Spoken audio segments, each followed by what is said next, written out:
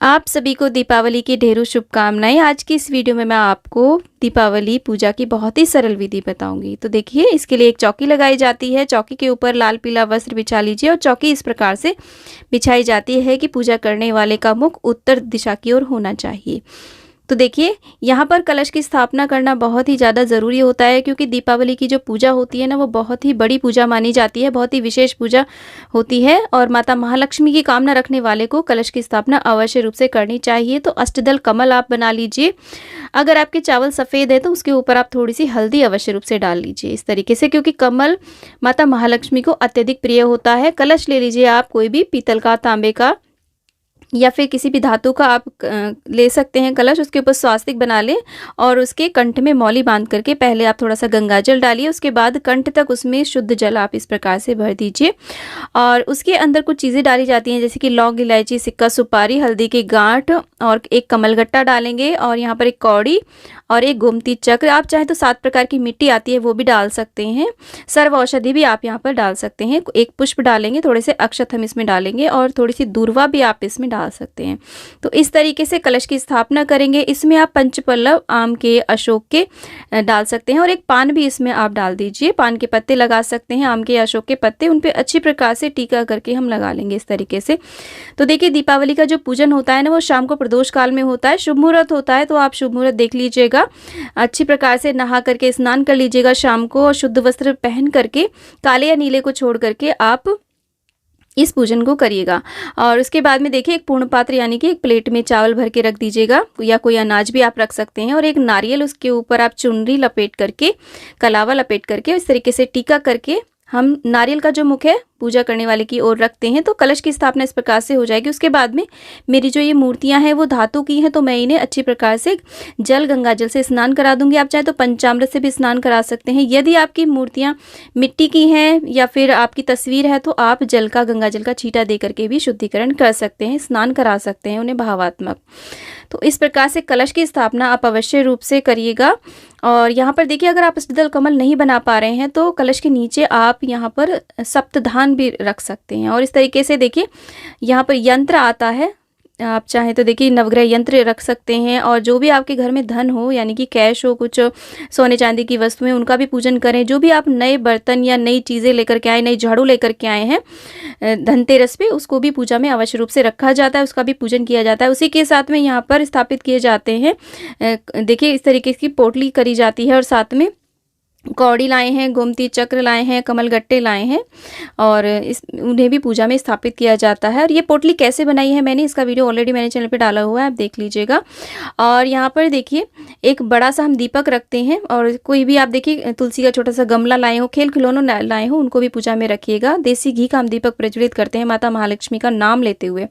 उसके बाद में हम जल का छींटा दे करके यहाँ पर स्नान करा देंगे, शुद्धिकरण कर लेंगे अपने ऊपर भी। और हाथ में अक्षत पुष्प ले करके हम सभी देवी देवताओं का हम आवाहन करेंगे और उनसे प्रार्थना करेंगे कि वो हमारा पूजन स्वीकार करें। इस प्रकार से अक्षत पुष्प हम यहाँ पर छोड़ देते हैं।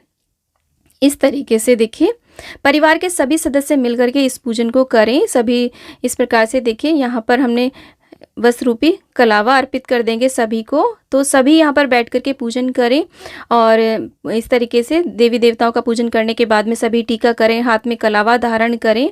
तो इस प्रकार से देखिए, वस्त्र रूपी कलावा अर्पित करने के बाद में हम सभी को टीका करेंगे अक्षत से, रोली से और चंदन से। इस प्रकार से सभी को टीका करेंगे।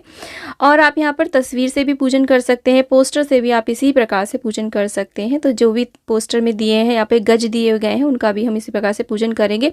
जो भी आपने धन रखा है या सोने चांदी की वस्तु रखी, सभी का पूजन करें।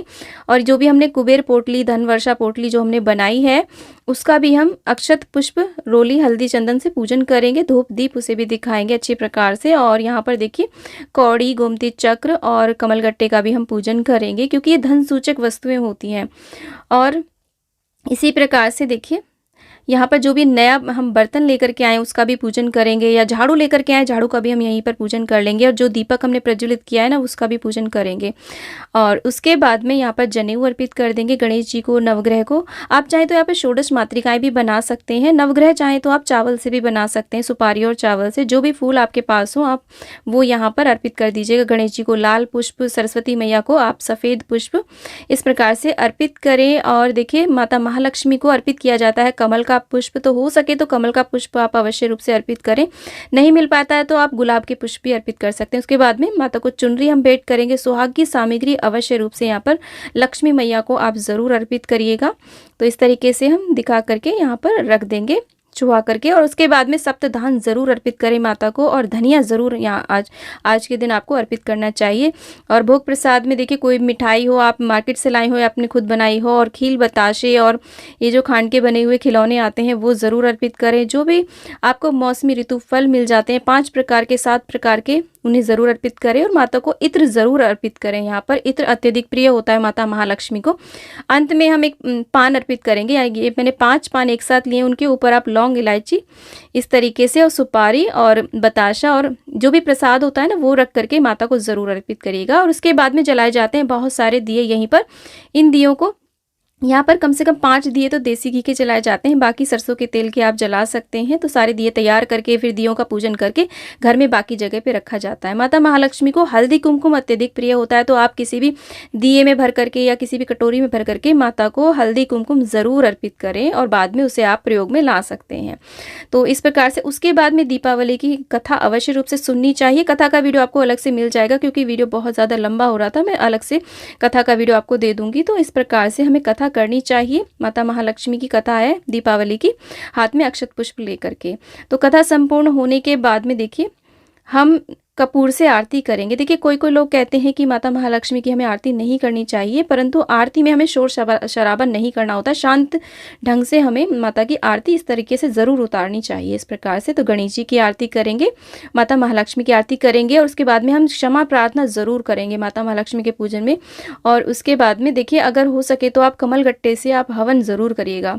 कमलगट्टा अत्यधिक प्रिय होता है माता को, तो आप इस प्रकार से देखिए आहुति अवश्य रूप से दीजिएगा। कमलगट्टे की सामग्री की भी आहुतियां दे सकते हैं, और उसमें आप 5-7 कमलगट्टे की भी आप आहुतियां दें। मंत्र आप लक्ष्मी मैया के किसी भी मंत्र से आप इस प्रकार से आहुतियां दे सकते हैं। और अमावस का दिन होता है तो खीर अवश्य रूप से बनती है, तो खीर पूरी यदि आपने बनाई हो तो उसकी भी आप इस प्रकार से आहुतियां करिए। और इस प्रकार से जब आप ये चौकी लगाएंगे ना, तो वहाँ पर आप पानी के अंदर थोड़ा सा सेंधा नमक डाल करके उस जगह को अच्छे से साफ स्वच्छ कर लेना चाहिए, क्योंकि लक्ष्मी मैया को स्वच्छता अत्यधिक प्रिय होती है। तो साफ सफाई बहुत ज़्यादा मायने रखती है। और उसके साथ में वहाँ पर आप जैसे भी आपको आती है वैसे आप रंगोली अवश्य रूप से बनाइएगा, तब आप चौकी लगाइएगा।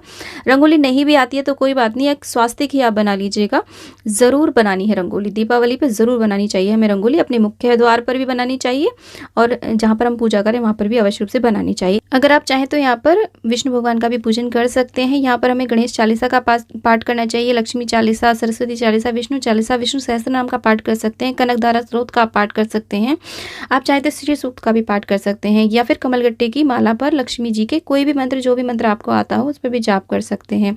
तो इस तरीके से हमें दीपावली पे पूजन करना होता है।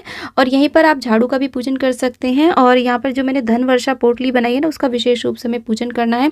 ये पोटली कैसे बनाई जाती है, कैसे इसे रखा जाता है, उसकी वीडियो चैनल पे है, आप उसे देख सकते हैं। तो फ्रेंड्स दीपावली से रिलेटेड बहुत सारे वीडियोस मेरे चैनल पे हैं, तो आप उन वीडियोस को भी ज़रूर चेकआउट करिए। बहुत ही ज्ञानवर्धक वो सारे वीडियोस हैं। सभी वीडियोस के लिंक आपको एंड स्क्रीन पे या फिर डिस्क्रिप्शन बॉक्स में मिल जाएगा। दीपावली चौकी का विसर्जन हमें कब कैसे करना है, इसका वीडियो आपको अलग से मिल जाएगा।